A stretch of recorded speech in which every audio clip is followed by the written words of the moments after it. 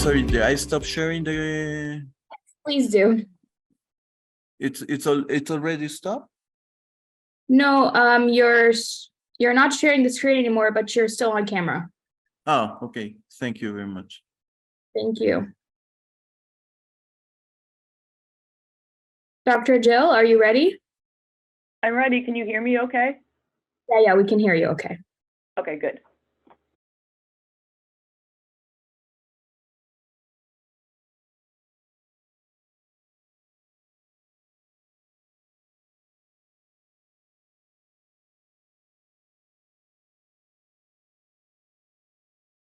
Are you okay advancing my slides then? I don't think I have control. We can see you advancing your slides.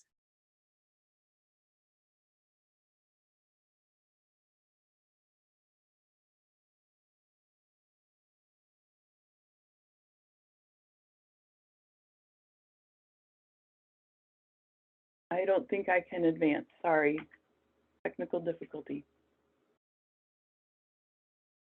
It's okay. We'll just give you a couple of minutes. Okay.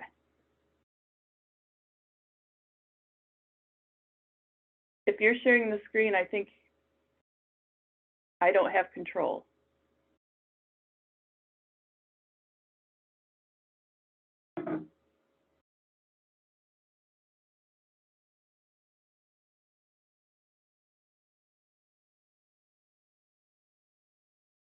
Dr. Jill, we have shared your screen so you can start your presentation. Okay.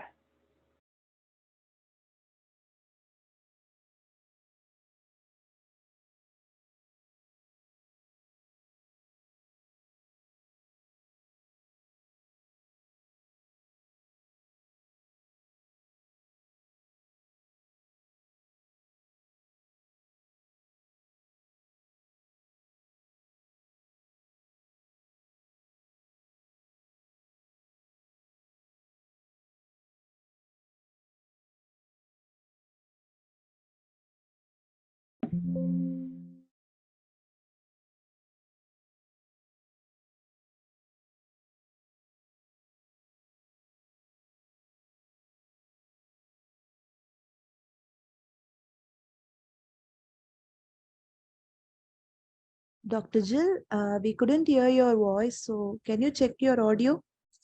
I think my audio is okay, but I still can't turn my my PowerPoint. I don't have control over it. We are sharing on behalf of you, doctor.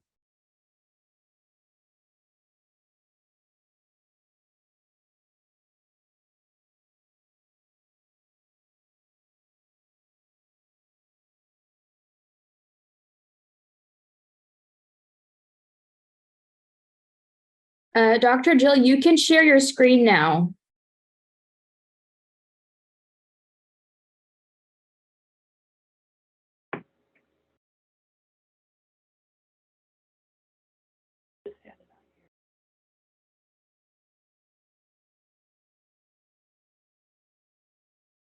I apologize for this technical issue. I thought you had my presentation already. Dr. Jill, we have your presentation. Do you want us to share the presentation? Yes, please.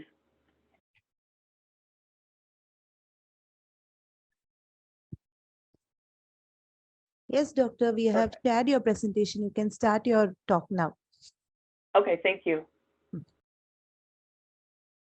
So my presentation is on stomal and peristomal complications in an outpatient ostomy clinic.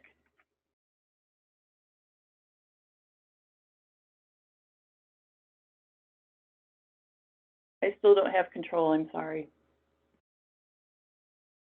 I can go to the next slide if you wish. I The think purpose it's, of this presentation, go ahead. I think it's best if you share your presentation because you won't be able to have control if they share it. Okay, if you need to go to the next patient because or the next presentation because I don't have it with me at the moment, but I can get it. Okay. 1 minute, let me see.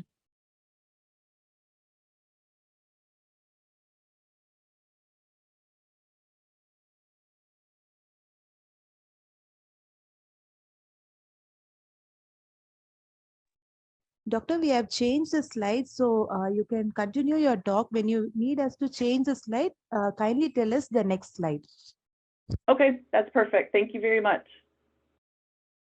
So the outcomes for my presentation were to identify stomal and peristomal complications that we saw in an outpatient ostomy clinic in Northwest Ohio, and to evaluate if these interventions and treatments were consistent. Go ahead to the next slide.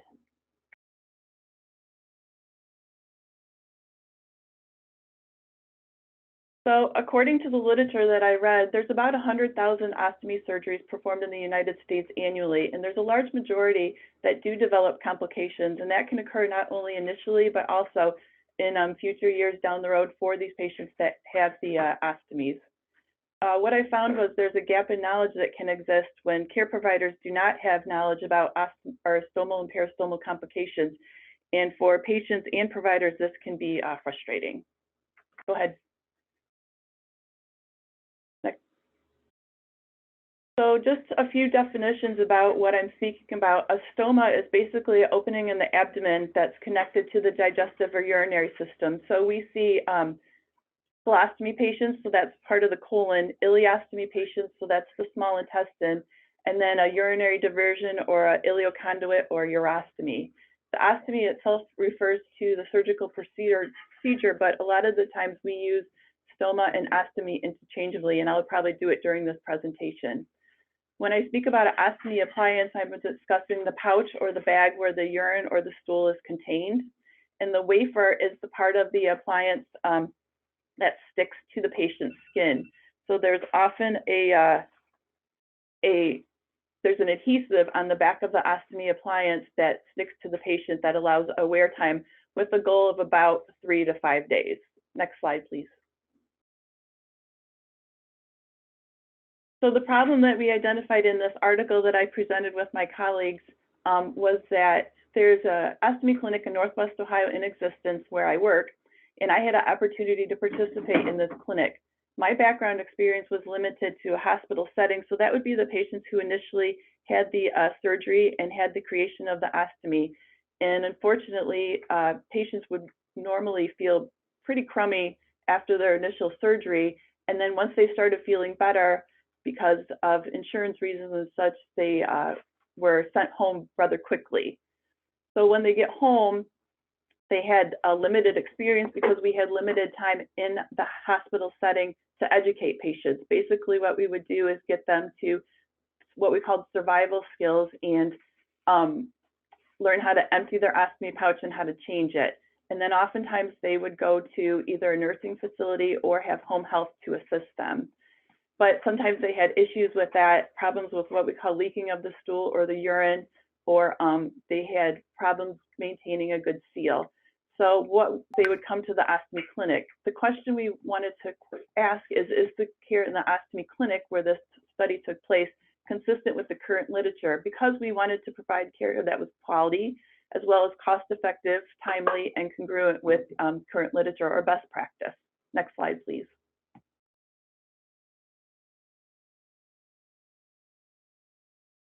I also had a personal passion in this because a lot of the patients that I saw in the hospital and the few that I saw after the hospital setting before I joined this clinic, they would often say that they felt very alone. This surgery that they had was pretty much life-altering. It was a change in body image. It was a change in learning. It was kind of like a foreign language for them, learning about supplies and such. And so the problem with that is that a majority of the families, or quite a few of the families, didn't want to get involved. The few that did, they were frustrated too because they felt that they were alone in this. They didn't have a lot of information. They would either Google or YouTube the questions that they had to try to help with ostomy care. So a lot of patients felt like they were overwhelmed. They felt disgusting because of this change in their body image. They had care providers, whether it be in the hospital or in the nursing home setting or in the home health, that just felt like they were overwhelmed. We don't get a lot of education for ostomy care in nursing school. And so, you know, a lot of the people maybe didn't want to get involved because they didn't know the answers themselves. I don't think it was anything that no one wanted to help care for the patients, but maybe they didn't have the information they needed to do ostomy care for these patients or help them. Next slide, please.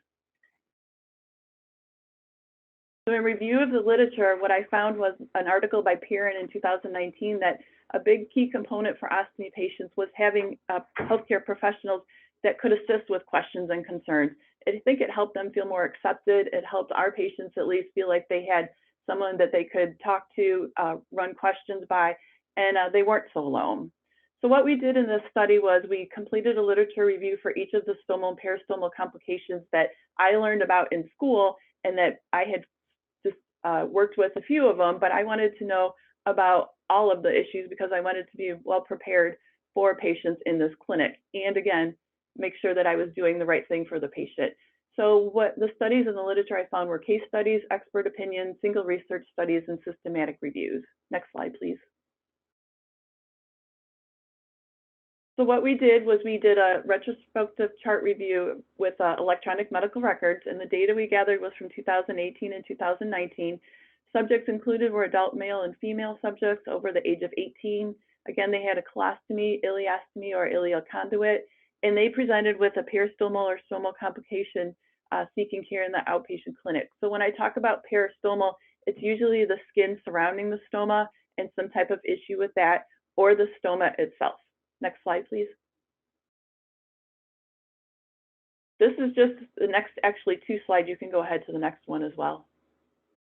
We're just how we collected the information. I wanted to just say kudos to my coworkers that could do all this because I have very limited experience in Excel, and it was great how they could find the variables through these electronic medical records and sort them out. So we did a lot of information looking at different past history and diabetes and different issues that they had with their past medical health history, and then narrowed it down to the information that we needed. You can go to the next slide. And actually, you can go to the next one.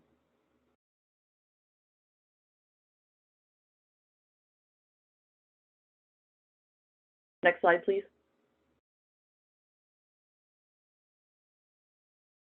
Thank you. So we had 119 subjects. We narrowed it down to 115. We looked at planned and unplanned surgeries, meaning that were they emergent or were they were a planned surgery where they had a little bit more time to prepare for the surgery. One of the reasons why we wanted to know that was because in the for the ostomy nurses or the enterostomal therapy nurses, as we call them, they're often asked when it's a planned surgery that they see the patient and do what's called a stoma marking. The surgeons request this. And the reason for that is because on the operating table, patients are laying supine, and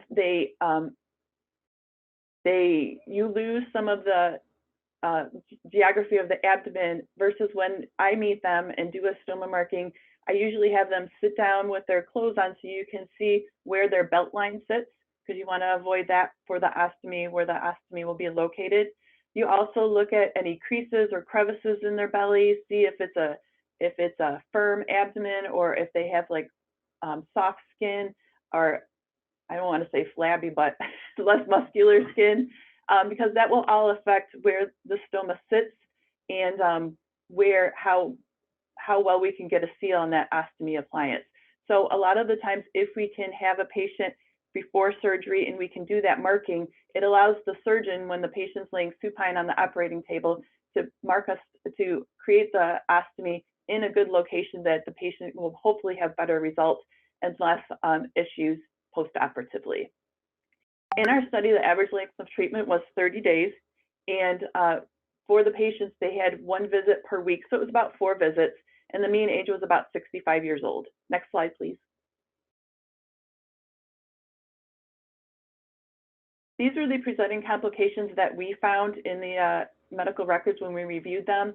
Peristomal dermatitis, we'll talk about that on the next slide or two. Candidiasis and folliculitis. Some of the patients, especially the male patients, had trouble with folliculitis. A lot of times if they shaved the area or if they were kept they didn't shave and they were ripping the appliance off. Peristomal granuloma, I'll talk about that in a little bit. Hernia. A stomal prolapse is when there's like a severe telescoping of the stoma, and so I'll talk about that in a little bit. Stenosis of the stoma means that the os, or the opening where the stool or the urine comes out, narrows, and sometimes patients will have trouble with that effluent or the stool or urine coming out. Retraction of the stoma, I don't know about in areas of the listeners, but our area in Northwest Ohio has a lot of obese population. And sometimes because you need a good blood supply to create that stoma, the stoma doesn't what we call bud or go above the level of the skin. It's more flat with the skin or even below the level of the skin. So that can create a stoma problem. Pseudoverrucous lesions is when the skin is exposed to urine over a long period of time and it almost looks like warts on the skin. Peristomal ulcerations we'll talk about a little bit, and then pyoderma gangrenosum. It seemed like when we looked at the presenting complaints for ostomy patients when they presented to the clinic, leaking of the appliance was the most common complaint or problem, but often there was more than one issue, meaning that if the patient had a retracted stoma, then they were having leaking, resulting in dermatitis, and we'll talk about that a little bit as well. Next slide, please. So peristomal dermatitis was one of the main complaints that people presented with, and we needed to find the source or the cause of the irritant. First thing we did was look at dietary habits, consistency of the output. A lot of the patients who had an ileostomy had watery output, and because of that, they had troubles with the sealing. If we could get the stool a little bit thicker, then that would help with the adhesive of the seal and keep the ostomy pouch in place for a few days. We also looked at how the individual removed the appliance, meaning that we asked them to support their skin and remove the pouch to help prevent any type of adhesive damage or damage to the skin with almost like ripping of the pouch like you rip a Band-Aid off.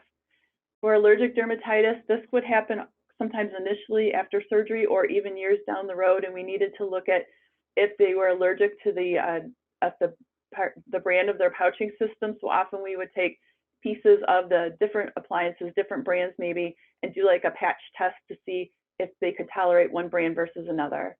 For chemical dermatitis, for patients with those ileostomies, their stool is often very acidic, has a lot of enzymes in it, and if they had leaking under their pouch that could sit for a little bit, even within 2 hours, it could break down the skin, which would lead to what we call denuded skin or raw or weepy skin. So then the ostomy appliance, because if they had that adhesive wafer, would not stick to the skin well, and it kind of created like a vicious circle where you'd get skin irritation, you'd get leaking, and what we needed to do was stop that circle. So what we would do a lot was called the crusting technique, and we used what's stoma powder, and then we'd sprinkle the stoma powder onto the open or weepy areas, and then, or we could use antifungal if there was a fungal component to it, and then use a no-sting barrier wipe and treat that area, kind of like a glaze on a donut. And what that would do is help dry the skin, help the appliance stick a little bit better, and help heal that skin. The challenge is that topical products, we had to limit that because any type of creams or lotions or ointments, the ostomy bag or the ostomy appliance doesn't stick well. Next slide, please. Other issues that we found in the clinic that we addressed were peristomal hernias, physical activity, any steroids, any increased abdominal pressure could often lead to a peristomal hernia. I believe I read that about 30% patients who have a stoma have a risk of developing a hernia. For granulomas, patients often have, when we create the stoma, they suture the stoma to the skin to help stay in place, and those sutures eventually dissolve. But some patients have a reaction to the suture material, or else they may have a retained suture. So when we treat the granulomas, often we'll use silver nitrate. To do that, we often have to repeat that treatment multiple times. With the granulomas, sometimes they hurt, sometimes they bleed, so treating those will help patients to feel better about their area around the stoma. For retracted stomas, I talked about that a little bit. They're often flat against the skin or even retracted, and that's caused by bowel tension. Steroid use and malnutrition can often cause that. Peristomal wounds, this would be caused either by pressure. Some of the ostomy appliance have a more firm, what we call the wafer, and so that can cause pressure. Mucocutaneous separation, if there's tension on the bowel when the surgeon creates the stoma, it can pull away from the skin a little bit. If it's shallow, we treat it just with stoma powder, but if it's deeper, then we'll treat it like a wound. For pyoderma, we had a few patients with that, and we were able to successfully treat them with steroid cream and then a dressing over the top to treat the wounds.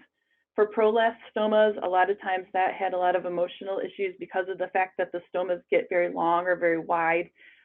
So we had issues with pouching with that. We'd have to look at a different pouching system, something a little bit larger.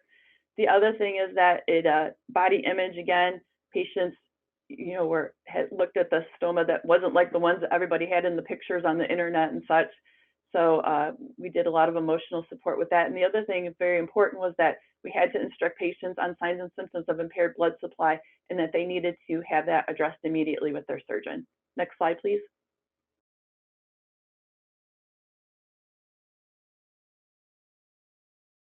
So what we found was that the treatments and the interventions that we provided were consistent with the literature. And the other thing we found in this study was that we did have a lot of benefits with this outpatient ostomy program. Next slide, please.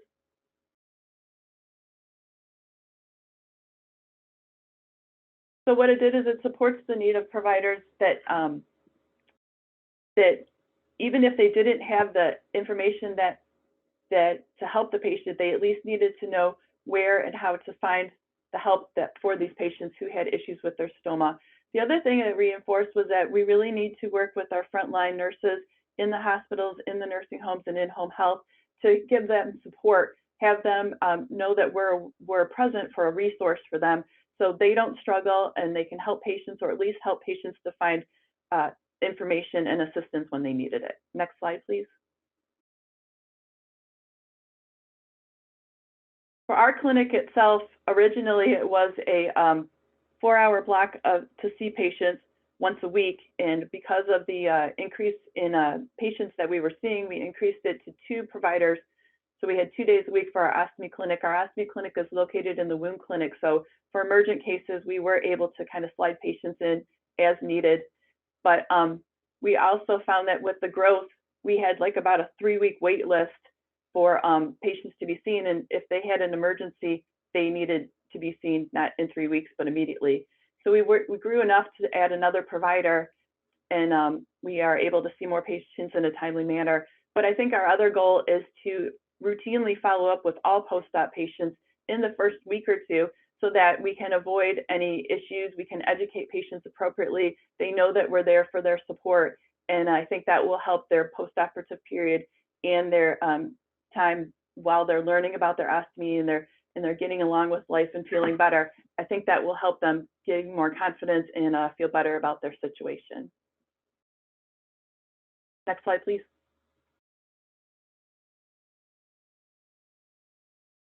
So I think we talked about we need more education for our frontline nurses, especially those in the nursing facilities and home health settings. And I think the biggest thing that we found in this study was that ostomy and peristomal complications, they involve not only treating the issue, we're treating the problem physically, but we also need to make sure that we're there for emotional support, because that's a big component of our clinic, and education for patients, other providers, other staff, and families as well. I think that's the end of my presentation, so I thank you very much. I apologize for the technical glitches, and I thank you very much for allowing me to be a part of this program. Thank you.